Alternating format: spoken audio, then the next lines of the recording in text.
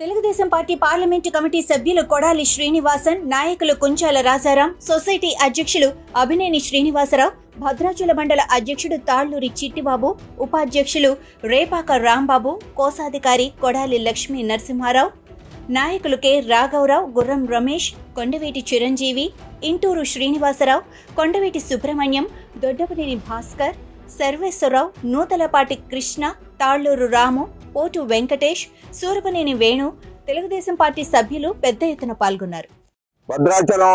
ప్రతి సంవత్సరం వచ్చే గోదావరి వరదల నుండి భద్రాచల పట్టణాన్ని కాపాడాలనే ఉద్దేశంతో అప్పటి ముఖ్యమంత్రి విజనరీ లీడర్ అయిన నారా చంద్రబాబు నాయకత్వంలో అప్పుడు తుమ్మనాగేశ్వరరావు గారు చొరవతోటి ఆ రోజు భద్రాచల పట్టణంలో మరి కరకట్ట నిర్మాణం చేపట్టి 20 సంవత్సరాల క్రితం ఈ యొక్క కరకట్ట నిర్మాణం చేపట్టడం జరిగింది. ఇప్పటికి 12 పెద్ద ఫ్లడ్స్ అంటే బాగా హెవీ ఫ్లడ్స్ వచ్చినా కూడా భద్రాచల పట్టణం కాపాడింది ఈ కరకట్ట వల్లే. అందుకే ఈ రోజు మేమందరం కూడా చంద్రబాబు నాయుడు గారిని గుర్తు చేసుకుంటూ భద్రాచల పట్టణ ప్రజలందరూ కూడా మరి ఈ రోజు మరి రామారాయ పరిసర ప్రాంతాలు కానీ మిగతా ప్రాంతాలు కూడా వాళ్ళందరూ కూడా హాయిగా నిద్రపోతున్నారంటే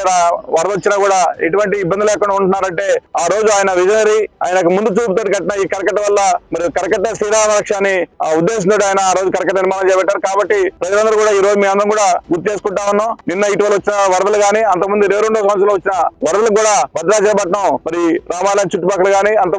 ఎంత కాపాడేదంటే ఈ కరకట్ట వల్లనే.